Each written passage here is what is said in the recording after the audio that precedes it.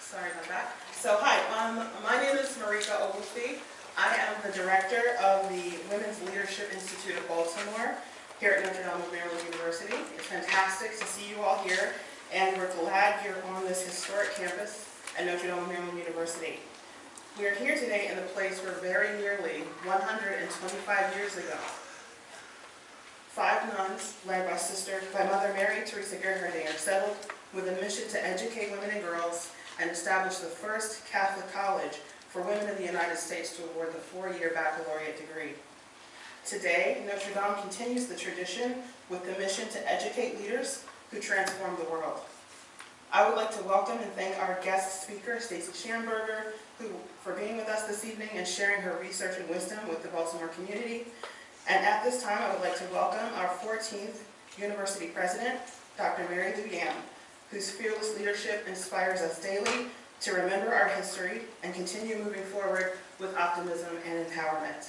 Please join me in welcoming Dr. Yam.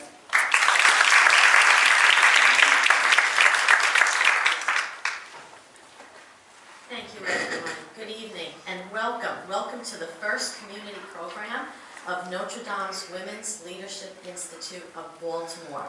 We're so pleased that you were able to join us this evening.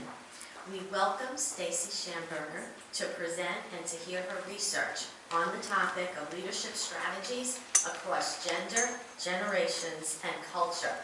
But before we introduce Stacy, I would like to take a moment to briefly describe the new Women's Leadership Institute of Baltimore, which we launched back in April of 2018 during the WOW Women of the World Festival. Through innovative and responsive programming, the Institute of Baltimore, or as we call it, WLIB, and you can think about that acronym for a moment, as we call it for short, at Notre Dame, will provide enriching opportunities for the greater Baltimore community while serving as an engaging resource for students, faculty, staff, and alumni. The mission of WLIB is founded upon recognizing and celebrating the accomplishments of outstanding women while curating workshops for leadership development and convening discussions on issues of gender equity. Thank you again for being with us this evening. I would now like to introduce Tavia Williams from NDMU's class of 2020. Tavia is a junior studying political science and philosophy with a minor in Arabic. Tavia is also president of the Student Government Association and winner of this year's NDMU Philosophy Young Scholar Award. And she is here to introduce our speaker. So let's welcome Tavia. Thank you.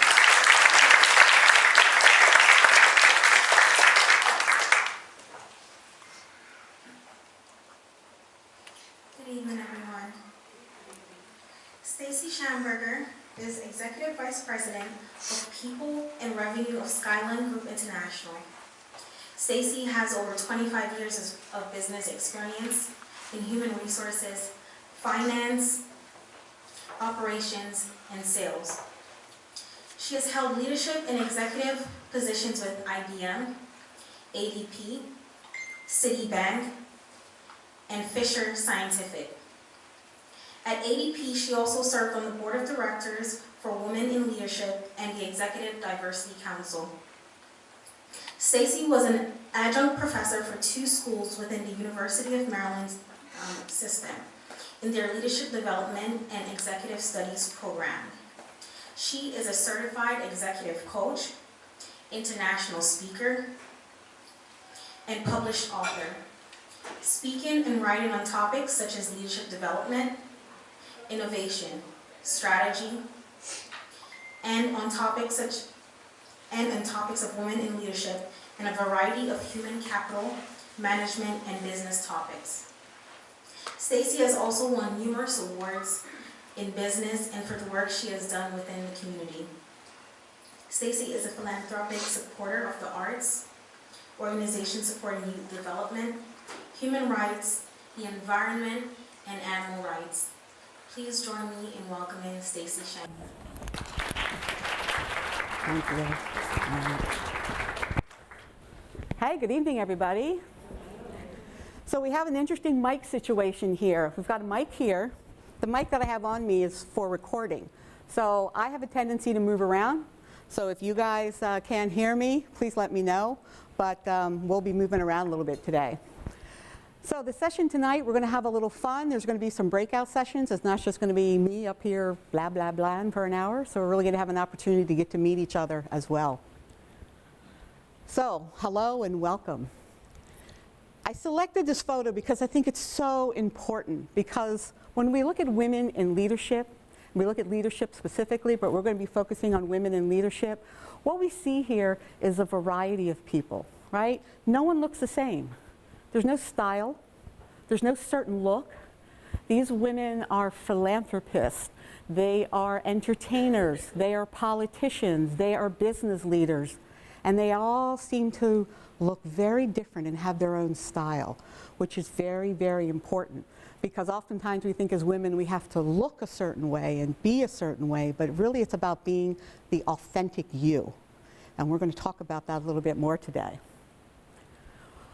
I want to start off the conversation today talking about implicit and unconscious bias.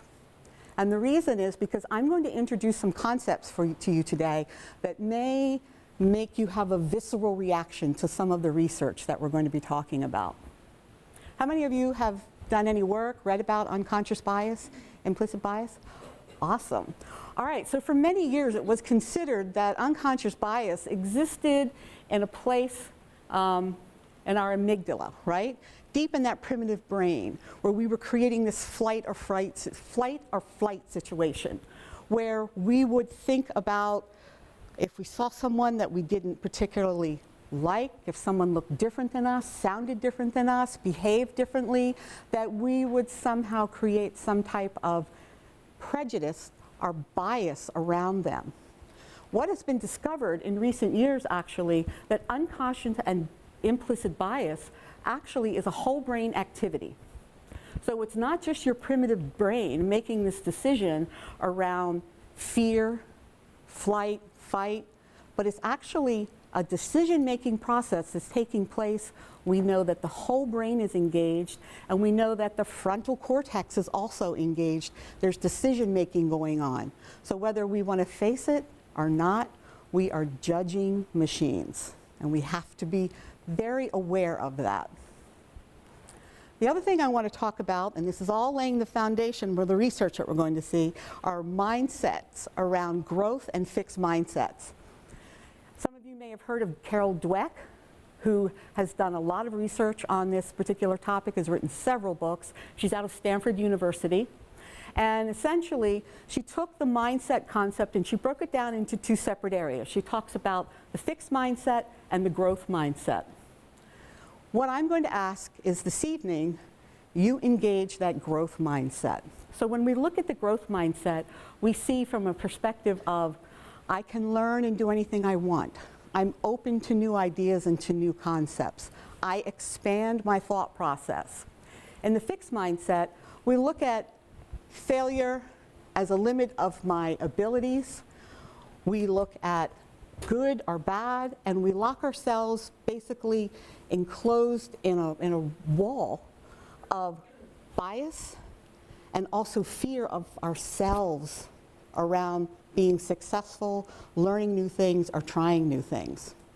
So I'm going to be actually asking you guys to try some things today.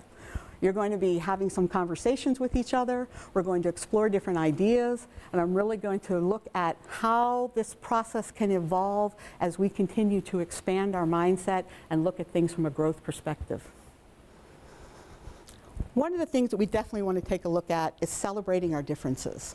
I'm going to talk about diversity here as well. And when we look at celebrating our differences, oftentimes we keep things singularly like this. Individual and a palette of color, individual paint colors, pencil colors, standing alone. But what we're going to explore today, and what we're going to explore through our conversation and through the research, is how when we all come together, we actually create this beautiful tapestry. This tapestry where we allow ourselves to be individuals, but we also recognize the importance of the other people around us as individuals, and together and collectively we can create this beautiful world, this beautiful image around this. So what I'd like to do is our first exercise. So what I'd like everyone to do is to stand up, and I want you to introduce yourself to someone that you do not know here this evening. So reach out, shake a hand, say hello, how are you? Get to know each other a little bit.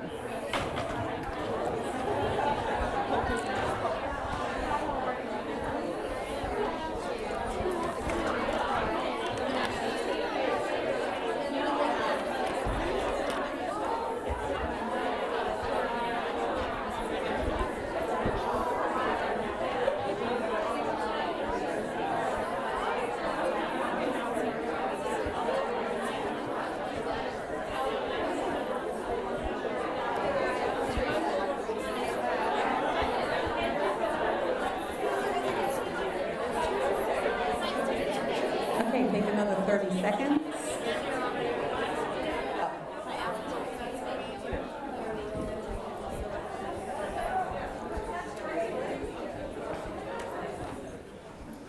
All right, so I'm glad that you guys had a chance to meet each other, because you will be doing some things over the next hour or so with each other. The other thing that I'd like you to do is, you don't have to stand up, but if you can, you like, I want you to just take a look around the room. And the challenge that I have for you is I want you to see people for who they are and not what they are. And what I mean by that is I want you to look past maybe the style of their hair. I want you to look past the clothing that they have on. I want you to look into their eyes if you can, have some eye contact for a minute, and see who they are. Who are they, right? This is going to be so important as we move through this process today. All right. So the first thing we want to talk about is generations. So multi-generational workforce. I'm sure all of you have heard about multi-generational workforces. How many generations do you think there are in the workforce right now? Four? 5? Yeah, there's actually about 5 right now, okay? You know, I feel like I cross all of them because I'm actually a millennial stuck in a baby boomer body. So try that one on, all right? So yeah, we've got about 5 generations in our workplace right now, and we work the whole gambit. And the interesting thing is, no matter if you're young, if you're old, no matter what the case may be, there's ageism everywhere. You're too young, you don't have enough experience. You're too old, you have too much experience. You're at that point in your life where, you know, they won't come out and say it, but maybe you're a little too expensive for us right now. So ageism happens at every generational process, every generational level. The other thing that we've become obsessed with doing is putting people in these buckets, right? I'm a baby boomer, you're an X-Gen, you're a millennial, you're a Zer. I'll only ask, how many of you are Zers in here? Gen Z, born 1995 or after. Okay, I'll just ask them because they're the young ones. I won't embarrass anybody else to ask you to raise your hand. Now, the reason that I like this chart is because obviously it shows all of the generations that are currently recognized in the workforce. I love that it shows the percentage of folks in the workforce currently based on that specific generation. You can see the maturists, they're slowly sort of fading out of there, right? Unless, of course, you know, there are some cultures in the world where you go to work when you're 8 and you work until you die, which could be 80 or 90, right? But in the US and civilized countries, this is where we start to phase out. But a lot of maturists are still in there in their early 70s. The baby boomers and the Gen X right now, they are consuming, right, a lot of space within the workforce, and that's typically the way it should be. Gen Y is slowly coming up. How old is the oldest Gen Y, the oldest millennial? What do you think? I'm sorry? 37? Yeah, right. I mean, good mathematicians up there, right? Got some computers going on. Yeah, so 37, and I bring that up because I hear people talk about millennials like they're still 16 or 17 years old. No, that's Gen Z, right? That's not Gen Y. So let's make sure we understand the difference. Gen Zs are moving into the world, they're moving into the workforce, they're in college now, they're slowly getting ready for their careers. Maybe they're taking their gap year, maybe they're just jumping into tech school, who knows? But they're coming into it right now. Another thing that I like is the aspiration aspect of this. So if you look at the Maturist, home ownership was important to them, right? Coming out of the Depression, wanting to own something so they felt like they had that security. Oh, sorry about that. And then when you look at the baby boomers, you've got that job security piece as well, important to them. But I love that the Gen X and the Gen Y, who feel they're so very different, actually have very similar aspirations. Work-life balance is the same as freedom and flexibility, right? Just called different things. And then security and stability for the Gen Zers.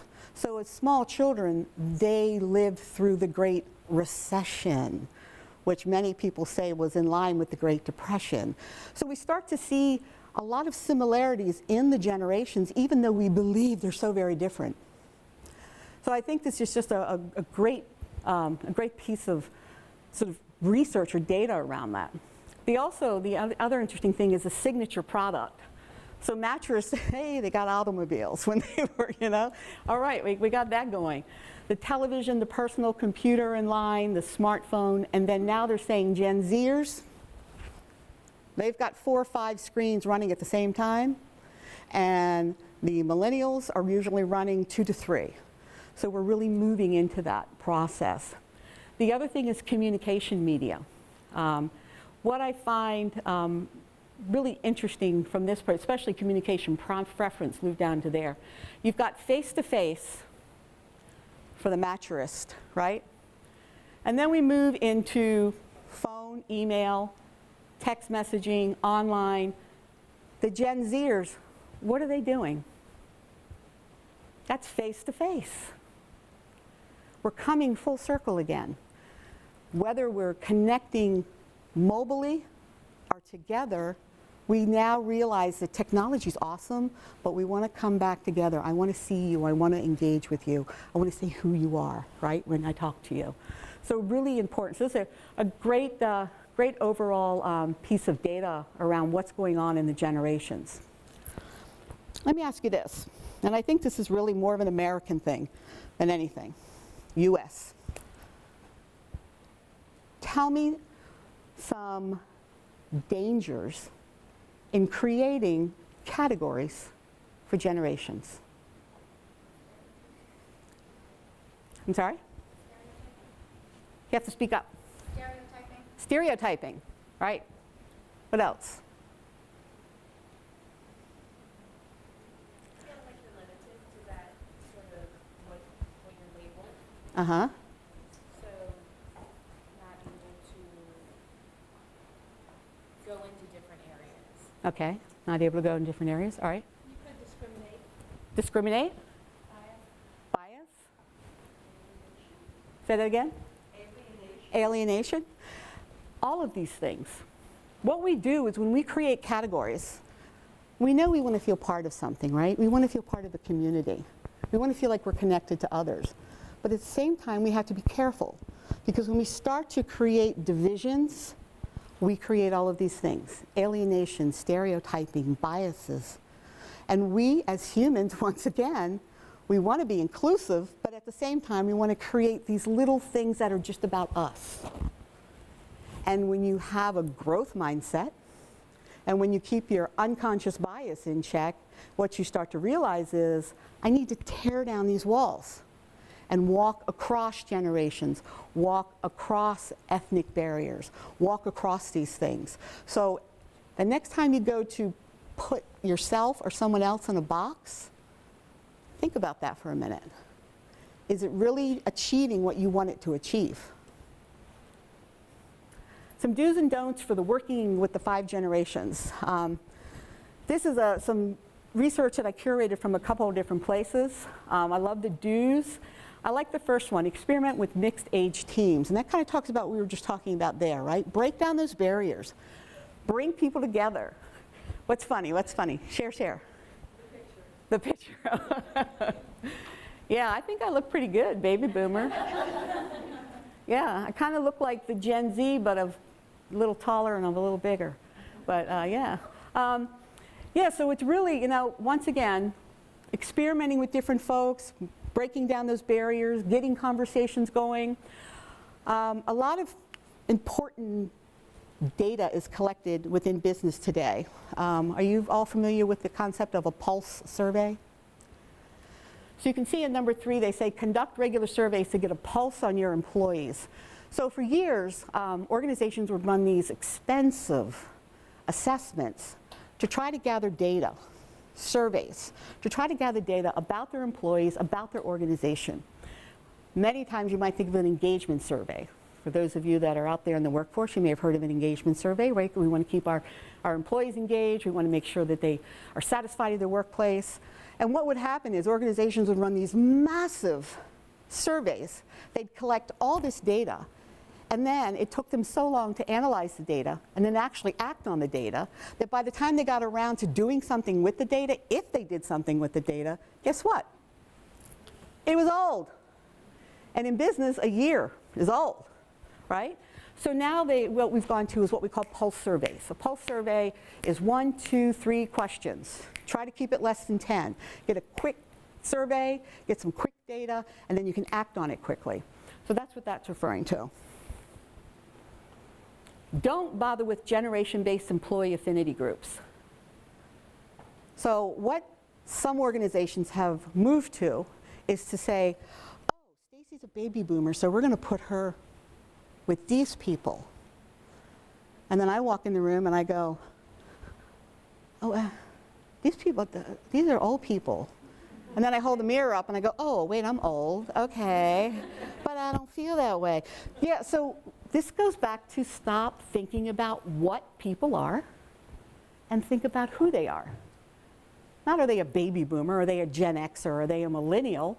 Because I tell you what, I've met some millennials, their mindset, their actions, they are baby boomers.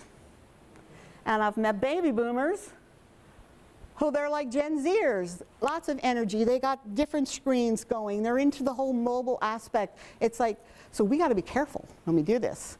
So when you see me walking down the street, don't go, oh, there's that old woman, Stacy, because really, I'm something different.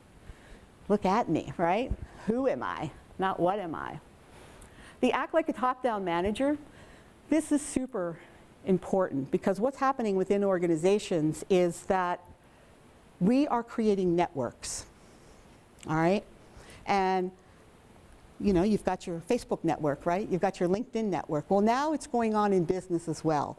The whole idea of the stacked hierarchy is starting to go away, and what's happening culturally within organizations is they're starting to build networks. And that when you lead from what's called a matrix, where many of the people that are part of your team may pretty much be on the same level you are. And the differentiation of levels actually creates friction, and so organizations are starting to flatten themselves and becoming networks. So super important there. So when it says here, act like a top-down manager, form the partnerships with employees, this is really about don't act like that, but forge those relationships and build that network internally. I've worked for Fortune 50 companies and I've worked for small companies. And your network can make or break you and can make your life happy or make your life miserable. All right, now the good stuff. We're going to talk a little bit about leadership. All right, I'm going to give you a little kind of case study here that I want you to think about. So let's pretend for a moment, well, actually, look around you and get into a group. It can be a group of 4, it can be a group of 3.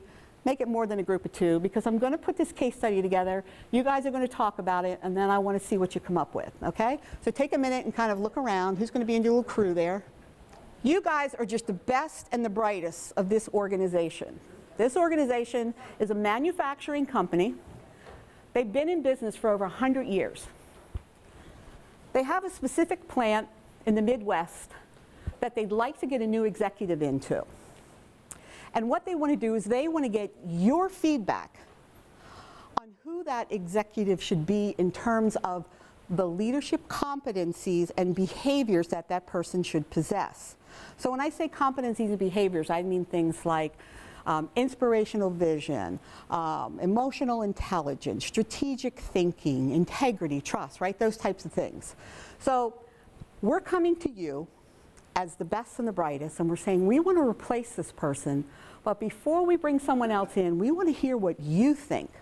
We want to hear the type of executive that you think we should hire. What type of competencies or behaviors do you think this person should possess? So take 2 minutes. I know it doesn't seem like a long time, but it is. Take 2 minutes, discuss amongst yourselves, what should we look for in this new executive that we're bringing into the organization to potentially be our executive, our manager. All right, so take 2 minutes and figure out what that person should look like. What you guys came up with?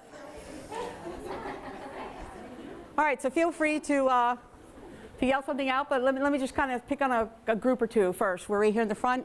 Tell me one or two that you came up with that this executive, this leader should possess. I think something that we talked about was flexibility. Flexibility? Not only in supervising others and their kind of way of working, but also in being flexible just as a whole, coming into the role new and knowing that you're also going to learn, which kind of piggybacks onto our last concept of being a constant learner, because you are coming into a role that you're higher up, but you're still learning the role as you're. Okay, so being flexible, being a constant learner. And that's a good one, because I tell you, a lot of executives struggle with abstract.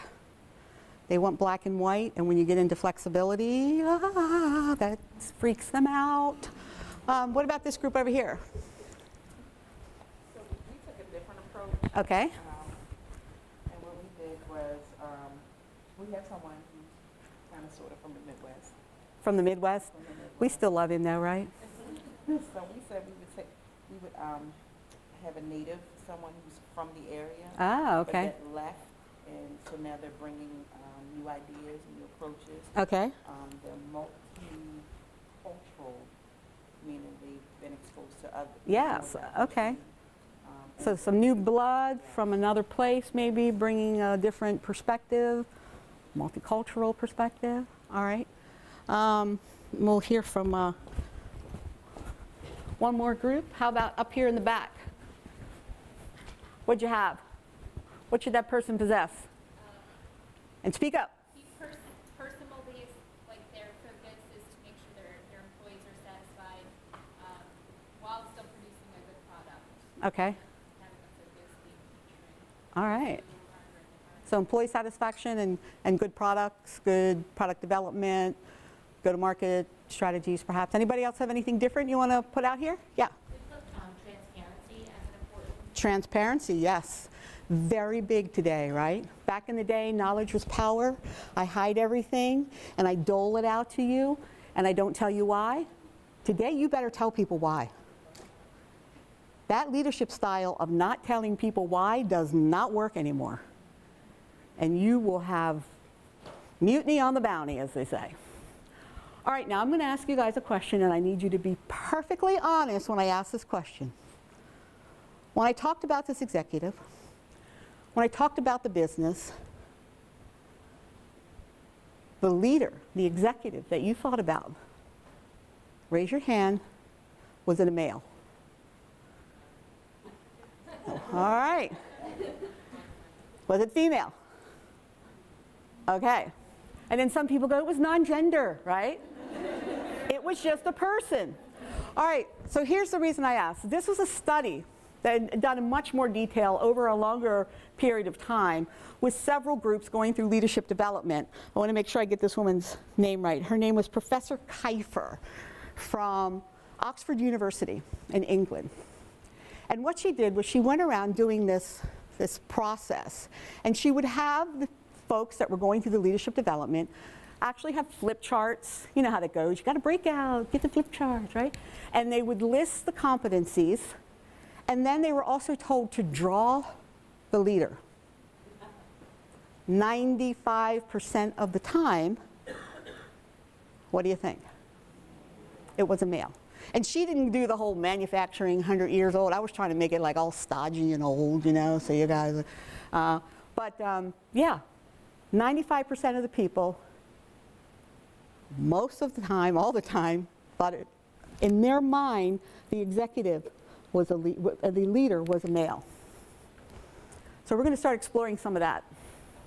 First thing I have here is, this is an interesting piece of research. It was done by Harvard Business Review and also Career Builder. I'm sure you guys have both heard of those organizations. And what they explored was why US workers aren't aspiring to leadership positions. First of all, let me say this. It's great if you want to be in leadership, but don't feel like you have to be in leadership. Because there's some people that have another life. They might be musicians, they might be artists, maybe they're writing the great American novel, and they don't want to be consumed with work, right? They want to have other things to do. Obviously, you can lead from wherever you are, and some of the most powerful leaders are those individual contributors and people at different levels within an organization. But this is referring to leadership positions. So we look at this. I'm content with the role I have, which was what most people said. These are the folks that actually made a conscious decision not to do this. You know, don't want to work the hours, I want to have that work-life balance. I don't feel I have the necessary degrees to be considered for leadership. The interesting thing, education's super important. First, let me say that. You know, some people from my family are here and they will tell you, you know, we love education. As a matter of fact, I just recently took a certification course on neural networks, you know, so I'm all about always learning. However, a degree doesn't necessarily make you a better learner, right? And what's happening within organizations now is more and more companies are looking at people and not check, check, check, check, check, right? Do you have this? Do you have that? I don't have the right skills. Okay, those are competencies, you can develop those.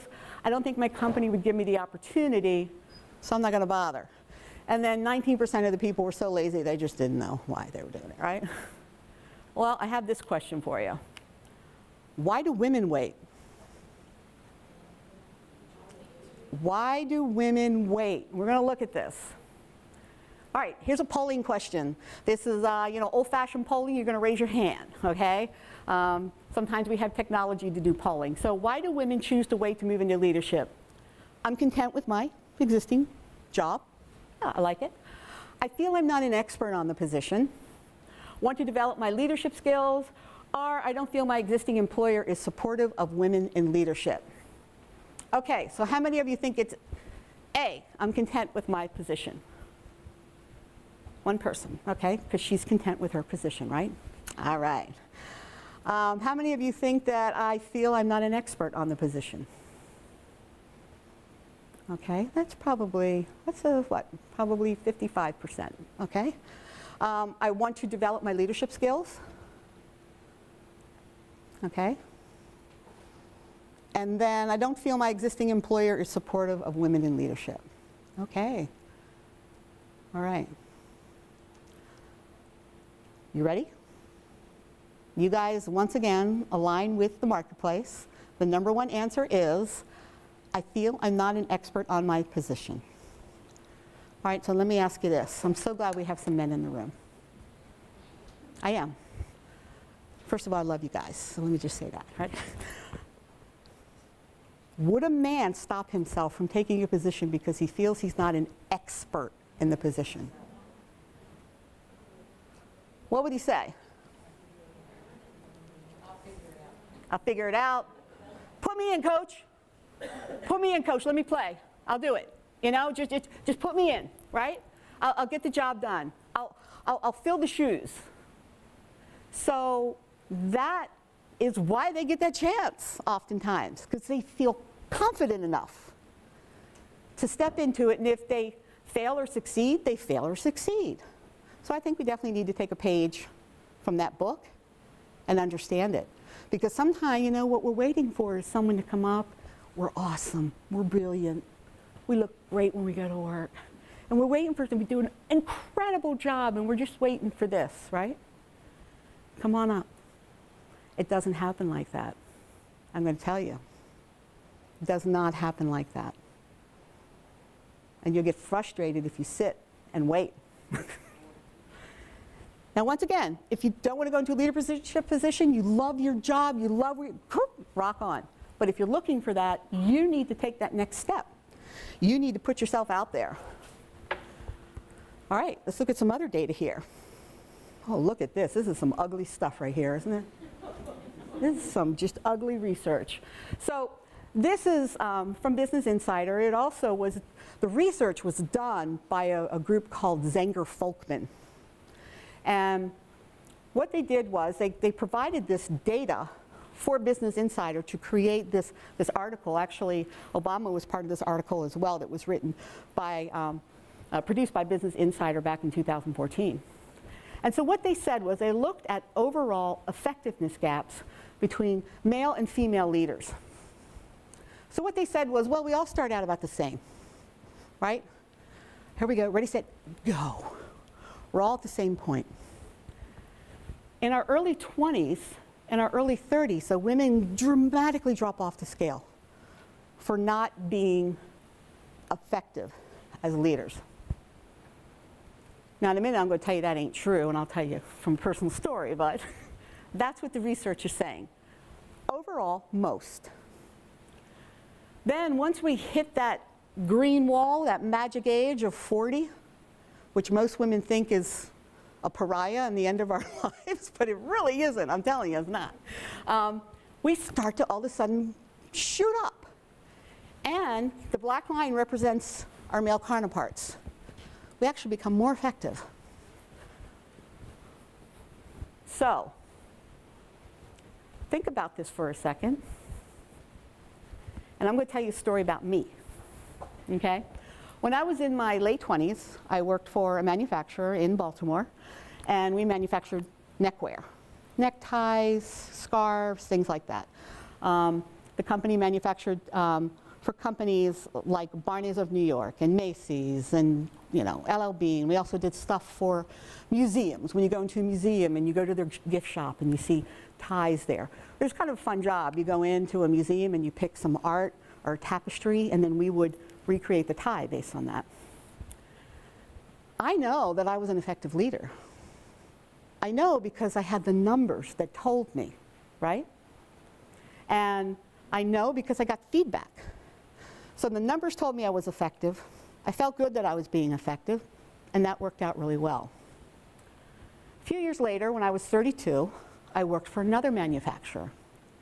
And they manufactured test, measurement, and control instrumentation for scientific and academic applications. Okay? Very different, right? Well, how'd you do? You went from that to that, right? I know I was effective once again, right? I had over 100 people in my organization reporting to me. I had all the right stats, all the right numbers, so I know darn well I was effective. So I know for a fact that this doesn't mean all women, and I also wonder sometimes where the research comes from. But there is one thing before I get your opinion on a couple of things that's important. We're still really good, and we've gotten better, at measuring profitability, impact, performance, engagement. But one thing that even artificial intelligence and machine learning is still not able to wrap its head around are the social aspects of leadership. And I tell you this because when I worked for the second manufacturer, we had an event. And it was one of those Christmas events where everybody comes together and the families visit and they come together. Well, in this conversation, I had spouses and people coming up to me and saying, I had to come in and meet you because my husband, my wife, my spouse, all of a sudden they're different at work. They're not coming home every night and complaining. They don't hate their job anymore. And so what I realized is that effectiveness can be measured in lots of ways that perhaps we haven't quite gotten a hold of it yet. AI might take us there, but I don't think so, not yet anyway. So let me ask you a polling question. Why do you think there is a belief that women are more effective in leadership after the age of 40? What do you think? Taken seriously? Do not express interest? Women are only seen as potential leaders when they're more mature? women become more confident at age 40. Women can focus more on their career once they reach 40 plus. How many of you think it's A? Okay. B? All right. How about C? Potential leaders when they mature. Okay. The whole 40 thing, after 40, that's a mature thing, right? And women can focus more on their career once they reach 40. In this article, it was all of those things. They stated all of those things as a reason. All right, now we're going to go through some fun things. We're going to go look at some myths, and I'm going to take you through a series of myths, and I'm going to share you some data, and you're going to tell me if it's a debunked myth or it is true. So women must work hard at learning. We see here that when women get into leadership, actually their overall effectiveness is higher, right? So if this is the case, why don't we have more women in leadership? But really, do we have to work hard at learning to lead? No, that's debunked. That's not true. This is research that was done by the Pew Institute, and there were almost 2,000 people that participated in this research, and what they said was 80% of the people said, equally effective. We have 7% that said men, or women's, 11% that said men, but really equally effective. So we know that when we survey people, everyone says we're equally effective. Myth, women are not bold enough. You've probably heard this before. Women aren't bold enough, they're too meek, they're too quiet, they're blah, blah, blah, blah, blah. Here's how bold was defined. Challenges the standards, goes beyond what they originally thought was possible, recognizes situations where change is needed. Look at this data. All right, what this shows you is on the left-hand column is the percentage of industry, or percentage of men in a particular industry, and the industry, engineering, information technology, finance, accounting, you see it all the way down. Males are blue, females are red. Are we bold? Absolutely. As a matter of fact, I often hear that women are the ones in the boardroom going, wait a minute, that's not right. We should do it this way. Another debunk. It's not true. Women do not have the innate competencies to lead. Okay, so this research was done by Zenger-Folkman once again. What they did was they used a standard 360. Does everybody know what a 360 is? 360 is a behavioral assessment that at work, 360-degree the people, person that reports to you, that you report to, your peers, your customers, patients, whatever, they assess you, okay? Here are the leadership competencies, and look at how women stacked up. And I love these because these are the competencies that we are told that we typically do not do well. We're not analytical. We don't drive for results. We don't solve problems and analyze. We don't communicate powerfully. All of these things we're told there's like a little birdie or something telling us on our shoulder that we don't do these well. The data says yes, we do. The other thing that I want to point out is practices self-development and develops others. I work for an organization called Skyline Group, Skyline G, right? And what we do is we develop leaders.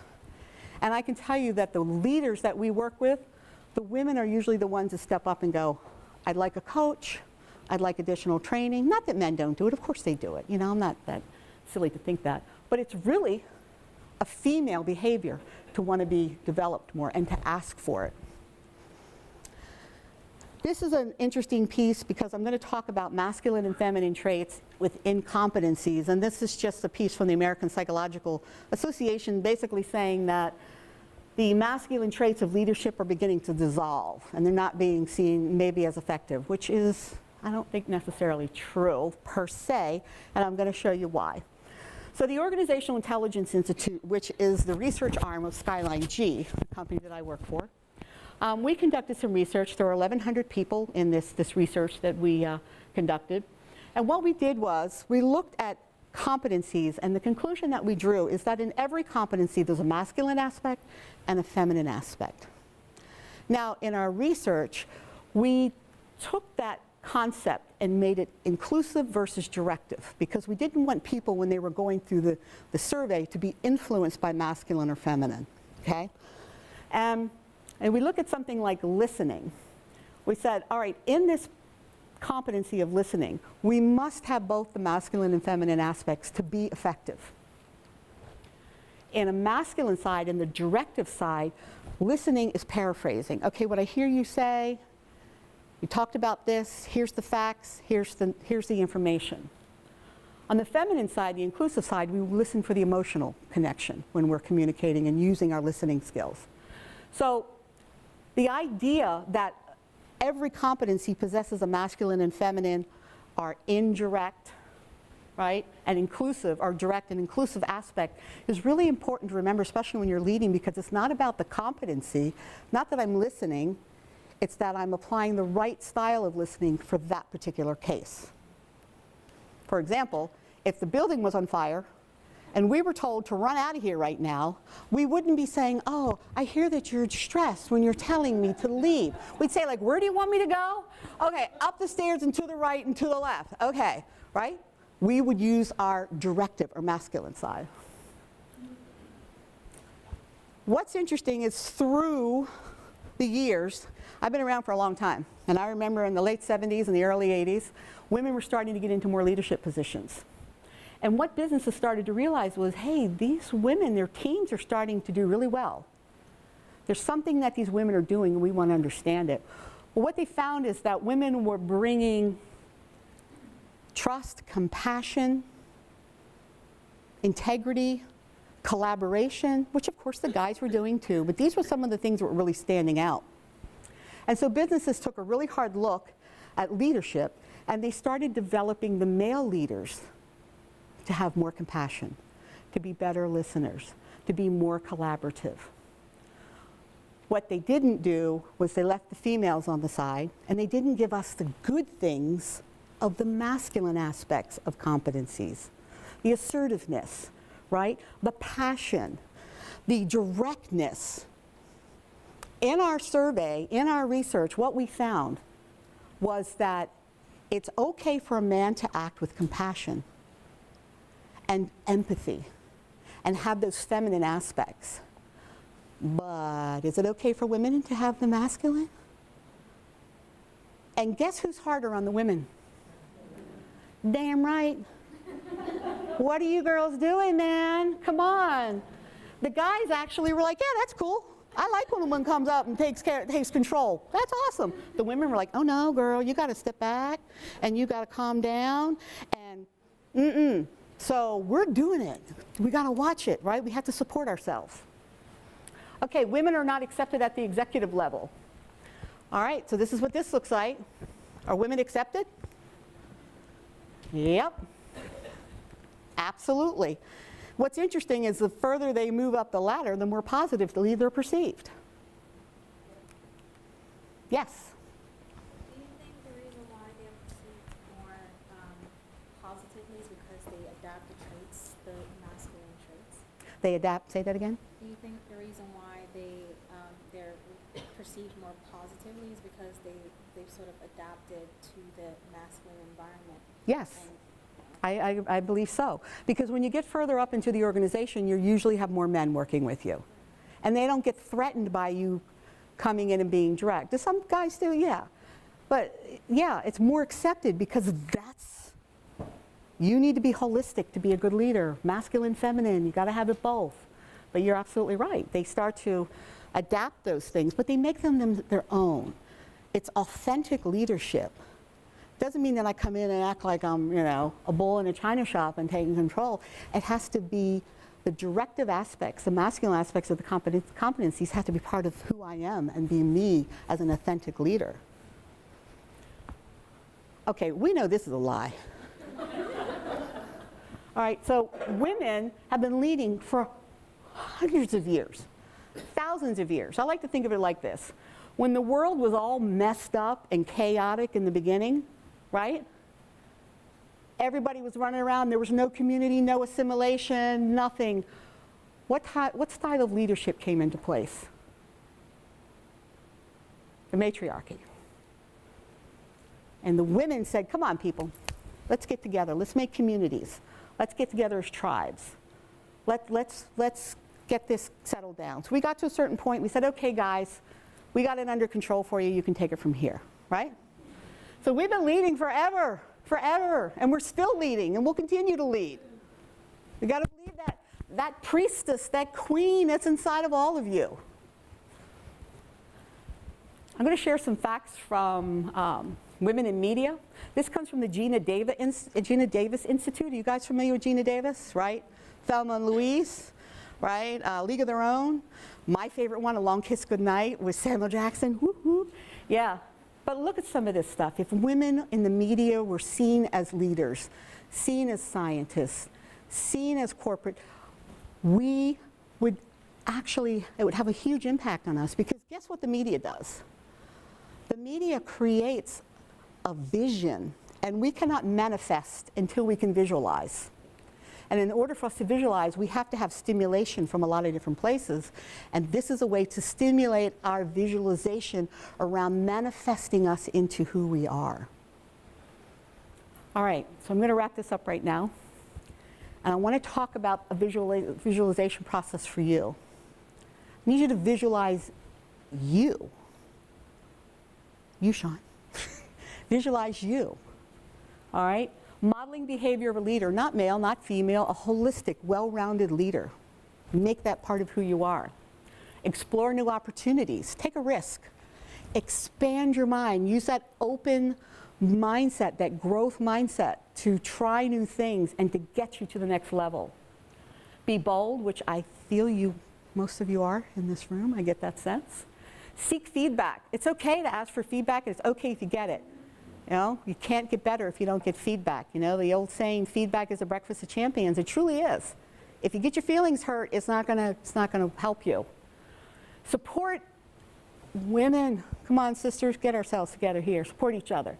Reward positive behavior. Stop apologizing. If you hear yourself saying, I'm sorry, that's a typical female, sorry, stop it.